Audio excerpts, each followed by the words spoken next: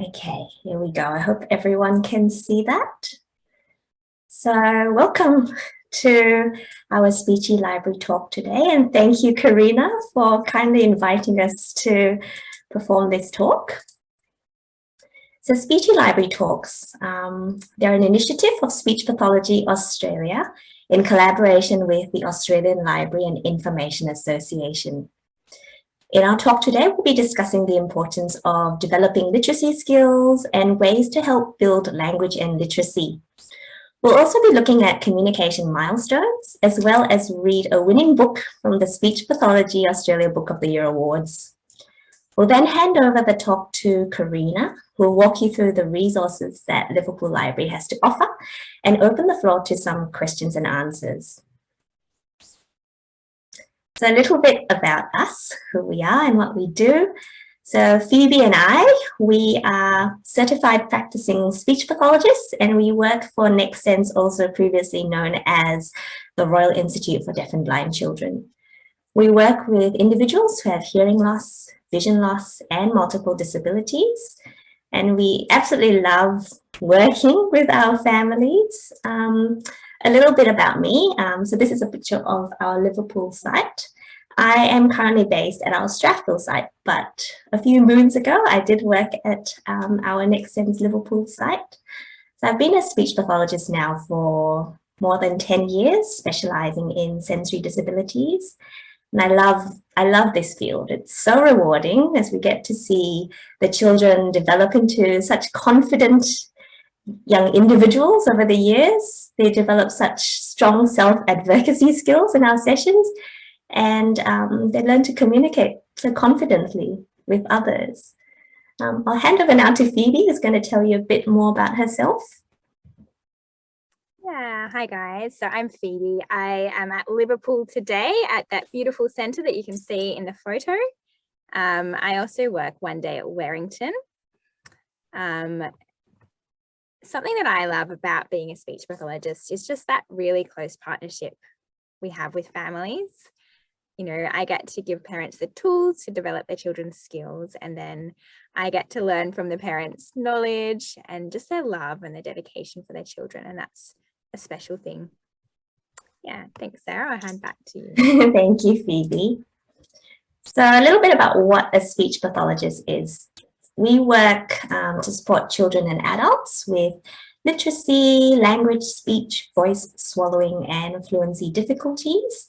And we work together with families to help them achieve their goals as well as advocate for their needs. Our role in literacy is important as reading, writing, and language skills are linked to each other and are essential for participation in everyday activities. We also understand that communication can take many forms. So this can involve things such as gestures, signs, talking, using your body movements, using low and high tech AAC devices, as well as eye gaze. And we're here to support individuals that we see reach their full communication potential.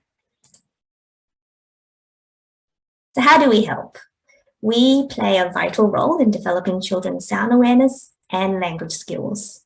We're able to assess, diagnose, and support individuals with language difficulties and working to facilitate a healthy transition into literacy.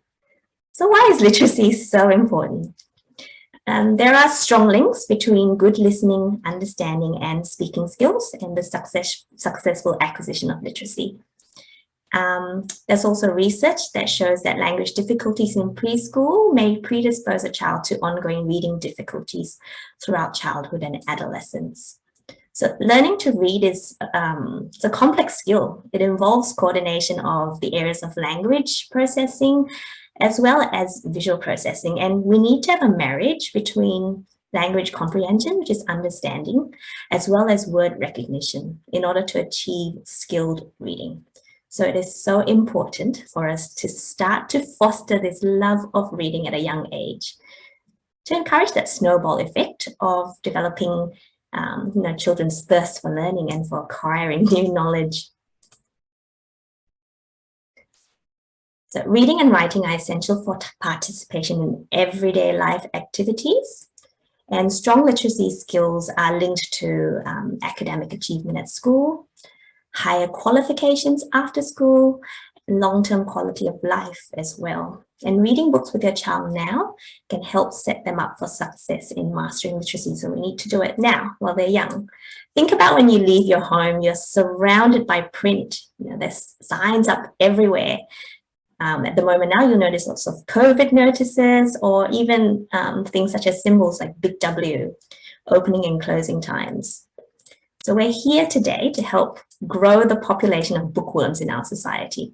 We need to start them young and encourage them to read with them, act it out, and we can go through some strategies as well now to foster this love of reading. So let's look at 3 ways that you can support your child's language and literacy while reading a story. We'll be looking at the types of books to choose, how to encourage interactions within your book share, as well as how to keep reading a fun part of every day. The types of books to choose for them. So we're looking at strong, sturdy books for our birth to 3, because, you know, babies are going to be mouthing books, they're going to be mouthing toys, and so they'll do the same with books. And it's okay for them to put books into their mouth, bite them or tear them. Of course, if they're tearing them, we try and limit the amount of tearing that they're doing, but to prevent this, we recommend using board, cloth or plastic books. So books such as these, nice and durable and hardy. Avoid using thin page books and rather, you know, try to use books that babies can hold and manipulate themselves. We're trying to look at one big colorful picture per page, and this is helpful because this will support them in making that sound picture word connection. So for example, I've got one giant picture, and I love this book because it's interactive as well. We're encouraging that eye contact in the book. If there's too many pictures on the page, or the page is too busy, it makes it harder for babies to focus and make that sound picture word connection.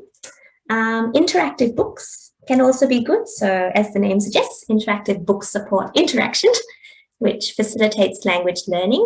Now I have a Spot book here. Most of you would be familiar with Spot. This is a thin page book, but you can get hard board books as well. So books with flaps can help you work on lots of lovely language skills, opening and closing, build anticipation skills, build that joint attention of them looking at the book and then looking back at you to support that language and communication development. And I'm sure Karina will be able to go through some examples of board books as well that the library can offer your children. So, how to encourage interaction. So increasing interaction increases opportunities for babies to learn and practice their language skills.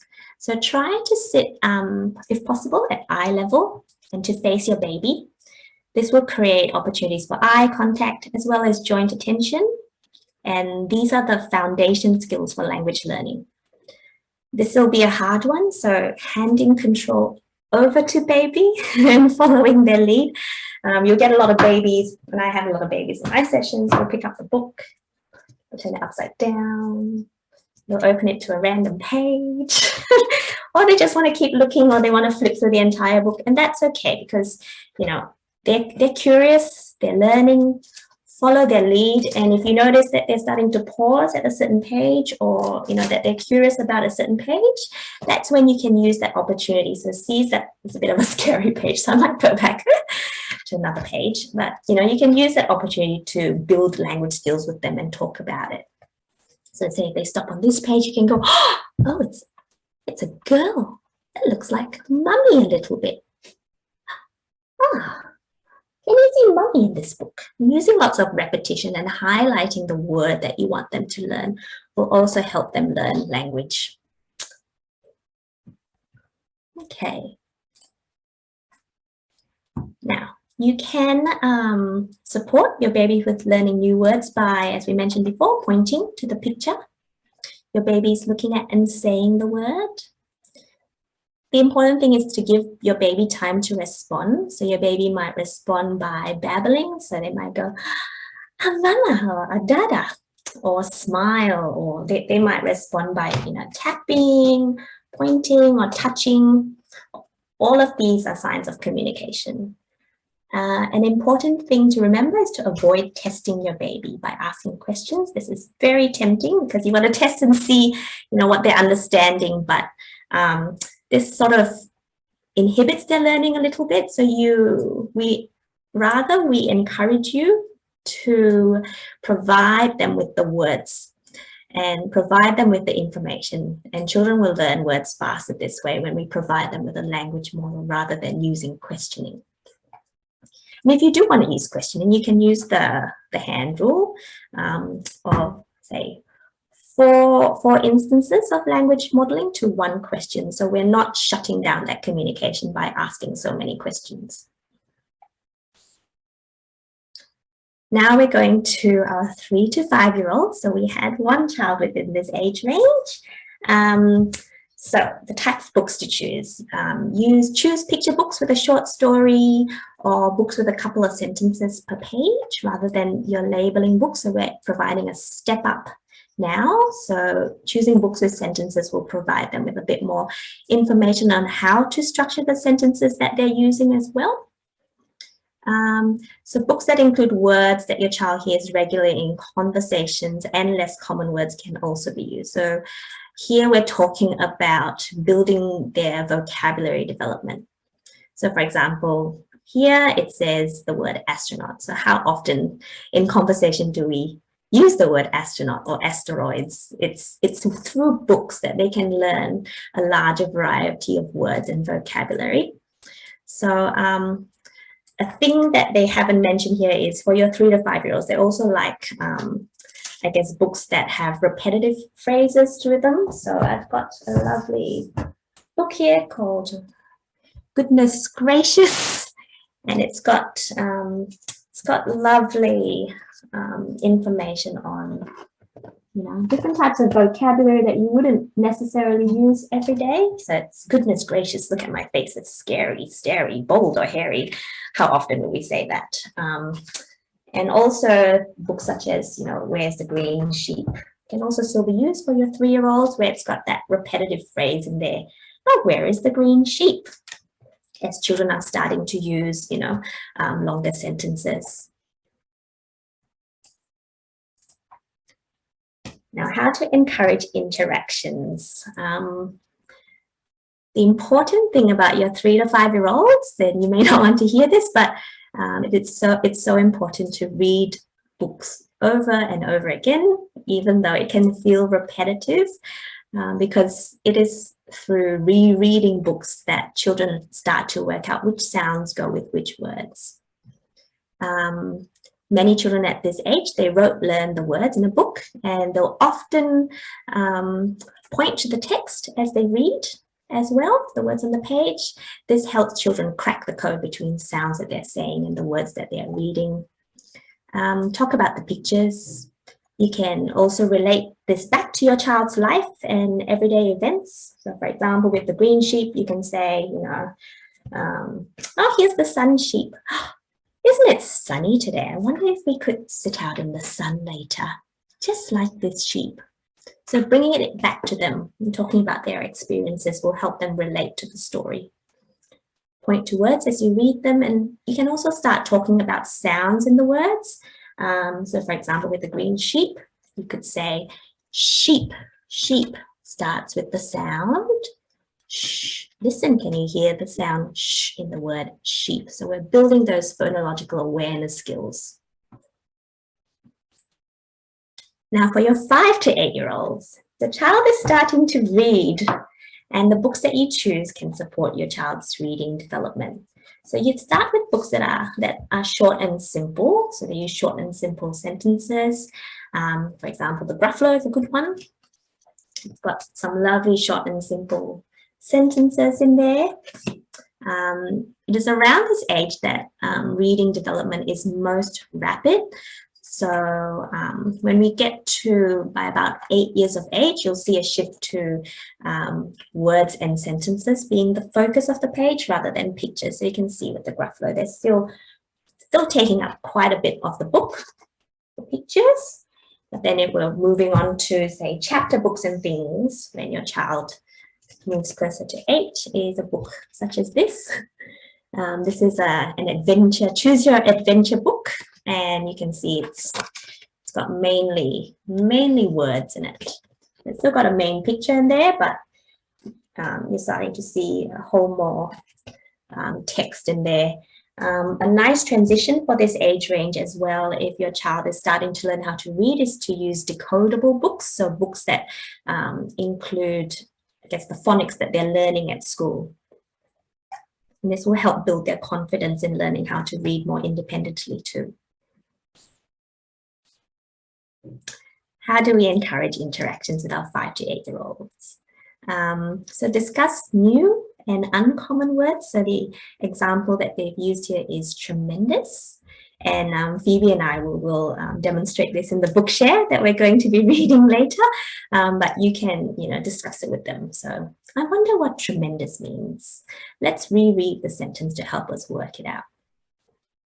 You can ask your child what's happened in the story and what could happen next, or why something is happening, and ask them how they know this information. So we are building their ability to inference, their ability to predict what's about to happen next. And we're also building on their ability to put themselves in other people's shoes, so developing that theory of mind. When you discover an unfamiliar word in a book, you can talk about whether you can sound it out, or whether you need to use the sentences before and after to work out the meaning. So again, tapping back into your phonological awareness skills and bringing in a bit of that language understanding as well to help make sense of the new word that they're learning. I'll now hand over to Phoebe, who's going to talk through keeping reading a fun part of the day. So I'll stop sharing and hand over to you, Phoebe. Thanks, Sarah. That was really informative. Yeah, really helpful. I'm just going to get my screen up. Let's see how we go. How's that looking, Sarah? It's looking great. Thank you, Phoebe. Okay, excellent. Yeah, so Sarah shared with us some great tips there that we can already be using to be keeping reading fun. Some really good thoughts on how to be interactive with your child depending on their age. One of my favorite things to do to make reading fun is to use toys and soft toys that are related to the book. My teddy often features. Later on, Sarah and I are going to read a story with you, and we've got a blanket in that story. So we've got a little blanket ready to go for that. So it doesn't have to be complicated, the toys that you use that relate to your book.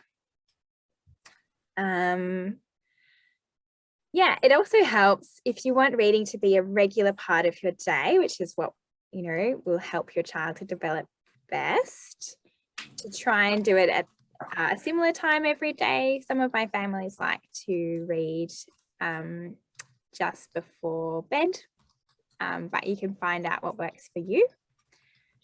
And other things that make reading fun, be silly, just enjoy it yourself. You can act some things out, use a voice that goes, up and down.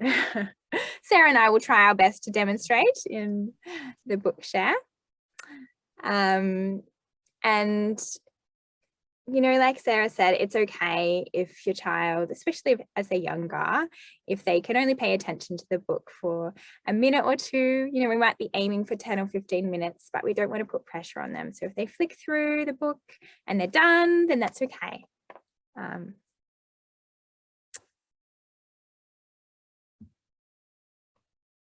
Now, in the poll, 2 of you had children aged 0 to 3, 1 had 3 to 5. So you may not have children who are already reading, but you will get to that point where your child will be able to pick up a book and start to sound out the words themselves. And that's a really exciting time. It's great to encourage that, keep encouraging them reading. It doesn't just have to be in the book share. It can be when you're out driving and, you see words on sign.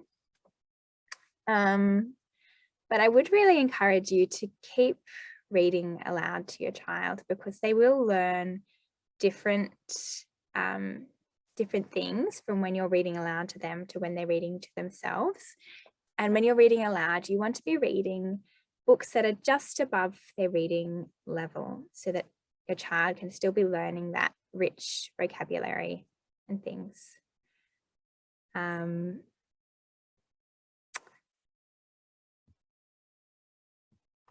So for some of you, your child may speak multiple languages, and that's a real gift. That's something to be treasured. And you really do want to be encouraging your child to keep, you know, both languages, to be reading and speaking in those languages. You can look for books that have more than one language. That's a great option. If you're finding that if it's hard to find books that are like age appropriate, that are in, you know, languages other than English, you can open up a book that's in English with your child and talk about it in your other language. So you can ask them questions about it using the other language, talk about the pictures using another language. And that's a great way to be encouraging that development of both languages. Sometimes parents tell me that their child will say, you know, some words in English and then they'll switch to their other language and they're like jumbling the two languages together. That's okay. That's really normal if your child does that. We call that code switching. They're kind of switching between two languages. And that's just part of their development as they're learning how those two languages fit.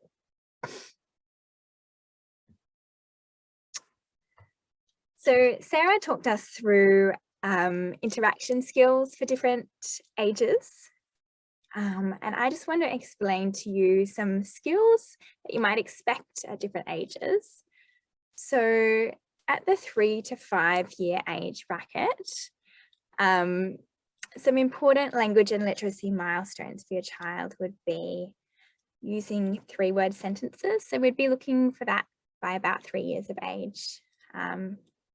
I want ice cream is the example, or maybe they might say, I want broccoli. You'd be looking for your child to be following multi-step instructions. So something like put your bag away and wash your hands. And you want your child to be able to follow that without pointing to that. So if you just say the words and they're hearing what you're saying and knowing what it means.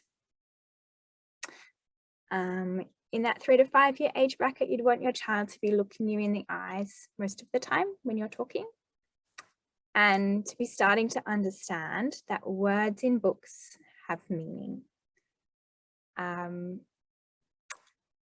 And I know Sarah mentioned when your child's younger, you know, 0 to 3, like 2 years old, it's okay if they're holding the book upside down, back to front, but as your child gets to this preschool age, we want them to be starting to hold the book, you know, looking at the book from left to right and right way round. And the 5 to 8 year age bracket, this is an exciting time as your child is hitting big school and starting to learn words, starting to, you know, sound out those words. In this age bracket, I'd encourage you to be guided by your child's teacher. They're a great resource, and they will be able to kind of let you know how your child's tracking and whether they're sounding out on par with their peers. Yeah, so we'll just jump to communication milestones. So this is a really handy resource that you can easily access if you want to have a look at what are the skills that I should expect to see at different ages. So if you just pop into Google, Speech Pathology Australia milestones, you'll find this chart, and it will show you language milestones and literacy milestones from 12 months, so 1 year old, right up to 5 years old. If you do have concerns that your child might be having difficulties, you're thinking, oh, I'm not sure if they're quite, you know, using the language that I want them to be using at this age, or if you have concerns with their literacy, then I would encourage you to get in touch with a speech pathologist. It's always helpful just to have that chat, and you might find that, you know, there's nothing to be concerned about and really your child is doing fine, or you might find that they really would benefit from some support, and it is always better to get in there early. So if you're not sure how to find a speech pathologist, a great way to start is by contacting your local community health centre. Or there is also a Find a Speech Pathologist link on the Speech Pathology Australia website. So now we get to the exciting part of our presentation, the 2021 Book of the Year winners. I might hand over to Sarah at this point to announce the winners. Thank you, Phoebe. So for our birth to 3-year age range, we have Look Baby by Janine Bryan and Renee Tremel.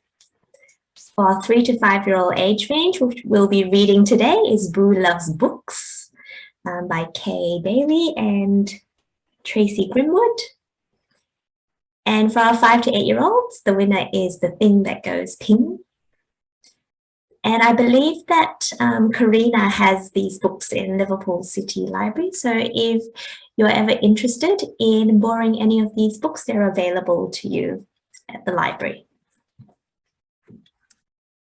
What we're going to do next is we're going to hand over now to Karina, who's going to talk through how librarians can help, as well as talk through some of the things that you might already be aware of, or you might not already be aware of at Liverpool Library. So handing it back to you, Karina. Hello and welcome again for some of you who came a bit later. So first thing I wanted to do is just talk about some of the resources we have at Liverpool Library. So all those books that Sarah and Phoebe spoke about for the different age groups, you can find at your local library. We do have board books, okay? And I know sometimes parents are really hesitant to borrow books for their kids because they're worried that children may rip pages and then they have to return it to the library and everything like that. But we have a really great selection of board books in our library. So if that's something that's stopping you from worrying, have a look at what we have. We obviously have a huge collection. Sorry, and it's I'm realizing that it's a mirror right now, but we have a huge collection of picture books. So many, more than you can probably read to your child, but that's great because it means that there's a picture book for every child. Everything, every category you can think of, you'll find at the library. It's really important, and something I really want to emphasize is we don't just have picture books in English, we have picture books in a range of languages. So if you want your child to be reading in a different language, or you don't feel comfortable reading in English, we have both bilingual books that have the words in English and the other language, but we also have books that are just in Arabic or just in Spanish or just in Hindi, okay? And if we don't have your language, we can always make a request through the state library and we can get a bulk loan in. So or if you've read through all the picture books in Arabic at our library, let the librarians know and we can make that request from the state library and get completely new books in just for you to borrow, okay? So after they're finished with the picture books, we do have readers or decodable books, but we also have quite a good selection of what we call early chapter books. So this is what Sarah was talking about, very simple sentences, still got some pictures, but it really gives kids that idea of mastery. And then obviously, once they're past that, we have, you know, all the junior fiction books and youth fiction books for them to move on to when they're ready. So that's not just it. We also have an accessible collection at Liverpool Library. So these books are specifically to help with, if your child has dyslexia, we have books that are printed in dyslexia font. We have books that deal with how your child might feel with being deaf or having autism and stuff like that. So we also have, that's quite a new collection, and not many people know about it, but we do have an accessible collection at Liverpool Library. So it's always worth checking that out as well. I just quickly wanted to, I'll just share my screen to talk about some of the things that we also have on at the library. So I think most of you will know, because that's how you found out about the talk. We have quite a lot of programs at the library. So you can always find them on through the What's On. I just wanted to quickly talk about our regular programs though. So we have our story time online. So if you can't get into the library, you can watch us reading stories online. But we also run, sorry, the website opens a bit strangely there. We also run programs aimed at different age groups. So we run baby rhyme time, so specifically for ages 0 to 2 years old. And they're really fun, getting lots of bouncing and songs and movement for your baby.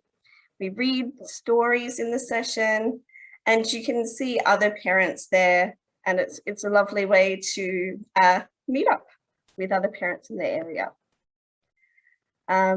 So, you know, that runs across all our libraries.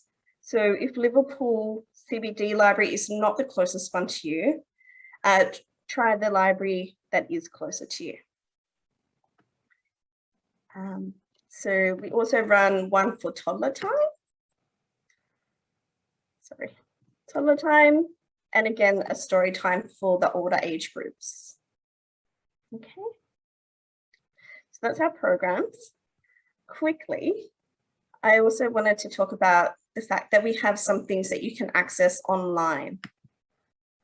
So just with a library card, you can access these things from home at any point. So again, if you find it hard to actually get into the library, to find time in your day to do that, there are things that you can look at home that might be useful for you.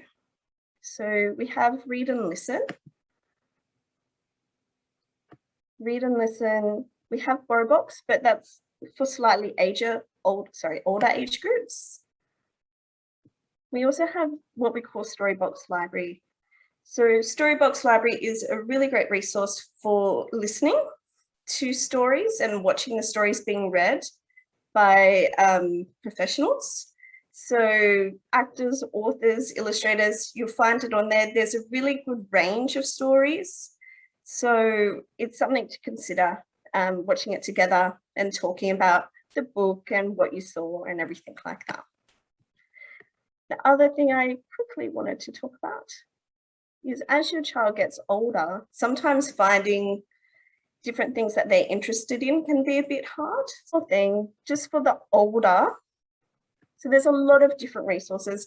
There's a few databases or platforms that can help you practice some early literacy skills.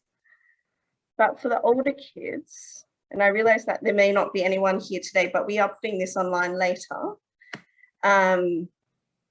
We do also have a platform called Literacy Planet, and that's really dealing with kind of then set essential literacy skills that will get developed through school. So it's really that probably 6 to 8 year old group when they're in year 1 and older.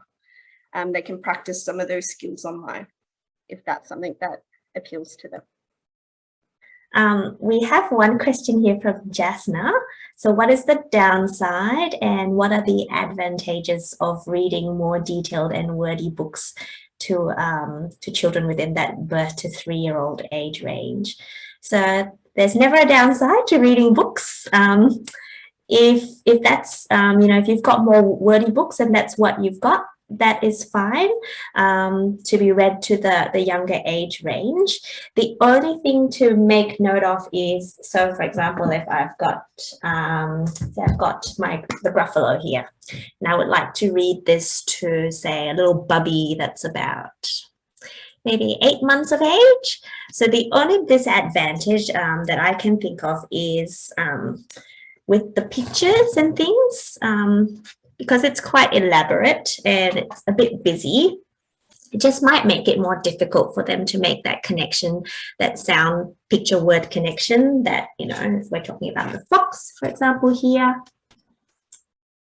baby might be looking at all the other things in that picture rather than just at the fox. So as long as you're emphasizing what you're talking about by pointing, reusing that word over and over again if you can, but in a different manner. So what I mean by that is, what do we call it, Phoebe? It's rephrasing. I can't remember the term for it again, but say my target word now is fox. I'm going to say it in 3 sentences using that target word, but in a different manner. So I could say, I can see a fox in this picture. Looks like the fox is afraid. The fox is running away. So then I've used that word 3 times. So by now you would know that's a fox. And so we're using that same strategy to sort of get them to hone in and focus on that word. And, if you're thinking about if we're using different languages as well, that's how we would learn best, if we can hear that word again and again being re-emphasized.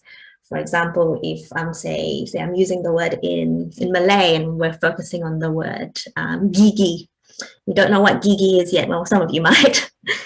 But I could say, tengok, giginya sangat besar. Dia ada 3 gigi. 1, 2, 3 gigi. So by now you would know that gigi means teeth, because you've heard it 3 times and I've emphasized it in different ways. So in a nutshell, if that's what you have access to, they're a bit wordier, that's fine, as long as you're focusing in on the words to help your child focus on what you'd like them to learn. Sometimes as well, it depends on the level of your child. If, say, your child's a 3-year-old or a 2-year-old who's quite advanced with her reading, and you've developed and fostered a great love for learning, then you can always step up. So you don't have to follow the recommendations to a T. If you feel that your child is ready to move up to the next level, please do so. Have we got any other questions at all? Okay, so if you ever have any more questions or you want to find out a bit more, please feel free to visit our Speech Pathology Australia website under the Resources for the Public tab. I use the resources there all the time. They're really great resources. So if ever in doubt, head to Resources on the Speech Pathology Australia website. And we want to really thank you for being here today to learn more about building your child's language and literacy.